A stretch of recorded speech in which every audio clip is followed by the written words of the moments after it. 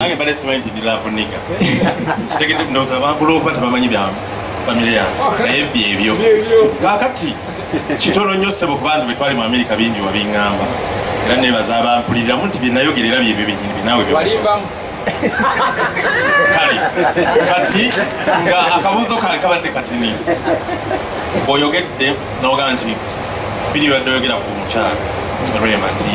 era oli munyiivu nnyo bw'ogambire nti nno oli seeing and searching and confused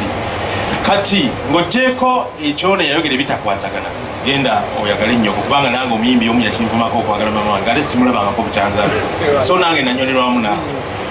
naye nze olaba oli yanneetondera kamiliyoni kati mbadde mbuuza kiki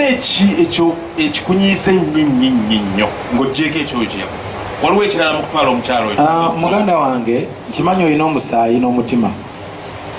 nfuna bulungi nze njagaliza mukwano gwange obufumbo bulungi from the bottom of my heart mwagaliza naye ne bw'obeera n'omulwadde ng'okimanyi alina obulwadde obugenda okumutta oba kansa oba biki ng'owulira agamba aludde nnyo ku kitanda oba mukama amuwummuze olunaku lwafa okaaba sijja kupretendinga nalumwa naye wadde nali mwagaliza nti essanyu lye kagenda alifune kubanza qualification zisambula aye naafuna azirina so nyina okumwagaliza naye nalumwa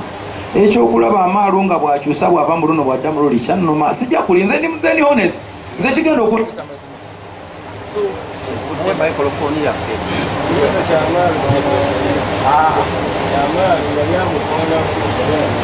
ebyo byabwe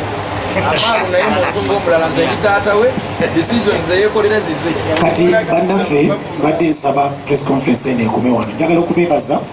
mwebale nnyo mweralire ddala njagala kwebaza abantu manyi nze njagala nnyo abantu ate saaga kumba abantu mukisa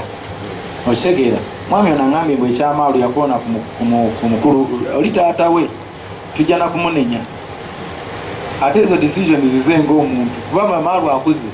kati akkiriza okwekolera ki decisions era nange nyinawe nko mumutegeerera era bwe namulaba nja kumugamba wakola bubi oli taatawo so nga tuvuddemu ebyo nsaba otwala akakisa okwebaza buli munnamawulire naddala abajja Entebbe mumanyi kyemwankolera mwe mukimanyi nali nsula mu kantu naye olwokuba mmwe ndi wano nammwe naye nga taketi zaali zakubanga nsula mabuusu kuba mwalaba naye musajja naddala oyo namugamba tunuza kamera mwoyo nagimusonga mugitunuze mwoli nagimusongamu ne beebuzaabuza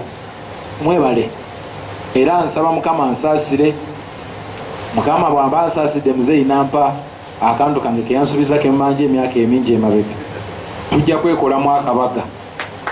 tusale embuzi n'enkoko buli omu abeeko mu kifi kyasika nga kyabannamawulire wallahi mwananira olutalo lw'Entebbe siribeerabira alhamdulillah I thank you. Iveri kwe yakabira yakaba. Ngira mulaba namwe byabadde nga posting buli kaseera gakyagala advice ya muntu nange alinga awo. Kati kwe gamba sina kye nalimba. Era nagamba yalumwa nnyo nakirumiriza. Era agambye yalumwa nnyo omukazi okola ki okumutwala kati nalimba kitwasekana mu Grand Hyatt Hotel New York City United States of America bwe yabinyumiza era bwe nabinnyonnyola. Tewali kye nalimba kubyake. Mu press conference ogambye nti nawe team love nigga nawe oli love nigga soko tubulire ensonga zo ziri zitya ekyo mpoza ate ekyo kireke badde ku bya Kenzo wano tati ebya love nigga ebyageze simanyi kubanze tebakinnangiranga kati soko tutangazeemu kaawo omukulu bamugambye bwe baba bamuwadde invitation nga bamuyise ku mukolo agenda kati gwe mukulaba gwe ng'okukonga gwe president alabire eri ewala golaba kiri ekintu gokirabamu otya kubeemewo akafaananyi kakati okusooka nawulira olugambo nti bamuwadde kaadi naye teri ayinza kumuwa kaadi era tebaali yagadde abeewo gwomanyi kyo gyaba agenda okubba n'abagole bayinza obbeerabira okitegera kuba kati amuza bamumanyi naye bamutegeredde ku bino Rema bamumanyi nnyo naye ate Kenzo asinga ku Rema kati oli bw'atuuka kiba dramatic I tell you nti tebayinza na kumuyita oba oli awo baali yagadde kuba oli yagaa nti oli mukwano gwe naye Rema talina buzibu na Kenzo naye amazima gennyini nga Kenzo atuuse ku ogwo omukolo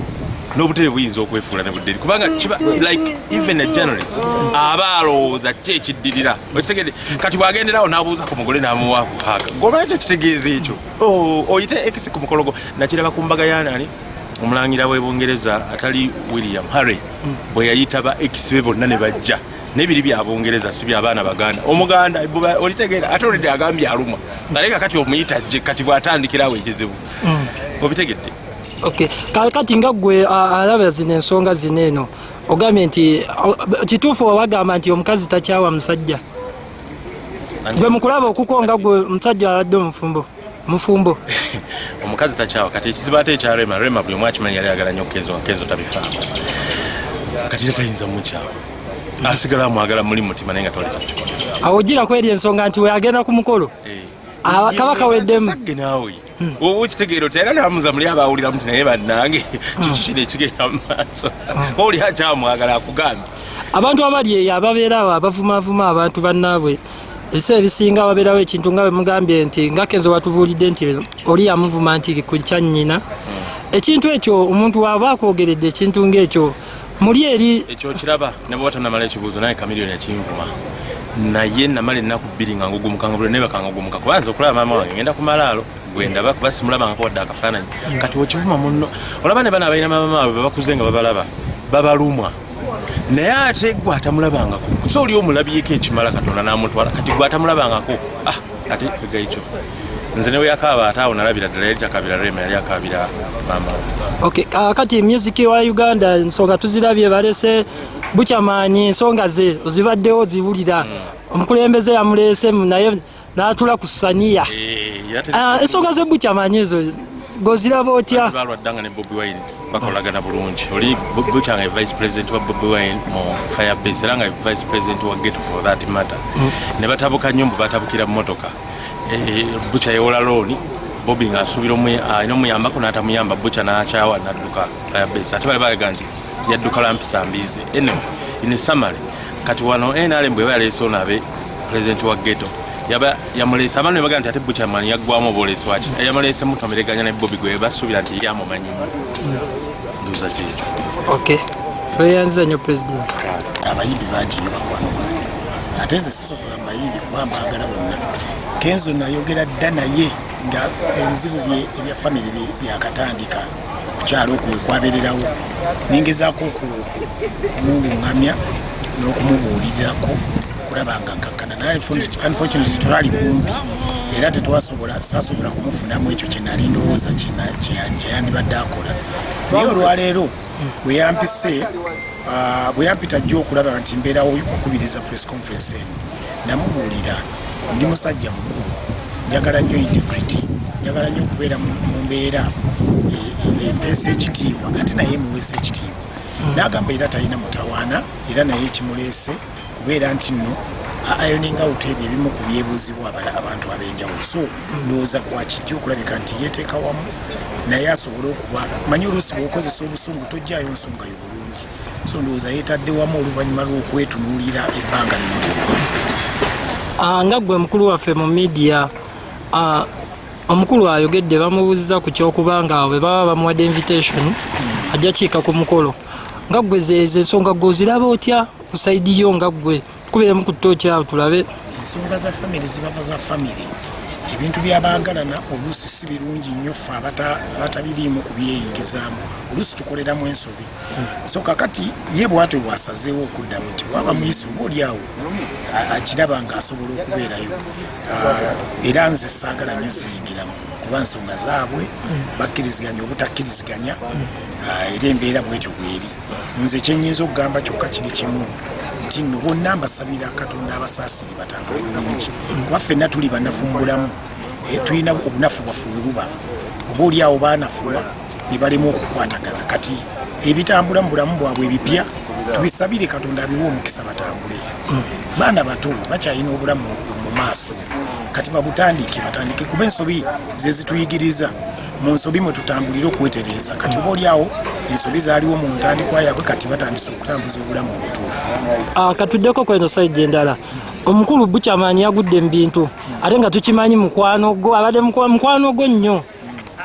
yakuyiseeko naye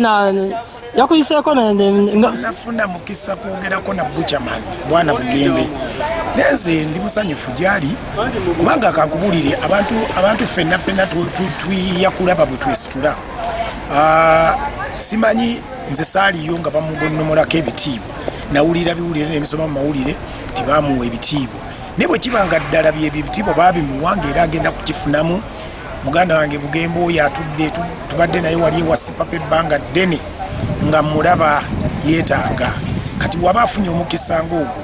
agende tewali atayagala kuba bulungi boloza anakola bulungi simanyi oba omukulembeze w'egganga yalabye nga ddala kimugwanidde asobola omuwa ku magezi ga ggeto oba oli awo ajja kukola bulungi kubanga abadde mu mbeera eyo okumala akaseera kati omukulembeze we yatuukidde okulowooza nti no yasobola omuwa amagezi ku bya ggeto kansuubire nti yamaze mulabamu busobozi kuba ebbanga ddene nnyo abadde ekitiibwa kyalwanira eri ewa Bobi Wine nga kyayagala ndowooza ekitiibwa fenna tewali atalwanirira kitiibwa fenna tukolerera kuba bulungi fenna twagala okuba abo ebitiibwa kubanga buli lwadda mu kyalo ewammwe nga tebakuwa katebe kanjawulo kiba kitegeeza toliiki tulina okusuumuusibwa okwo tewali bukulu butava eri Katonda wabanga bwatyo we yafunye alhamdulillah Allah bwatyo we yamugeredde agende mu maaso atambule. Okay, tuyanze.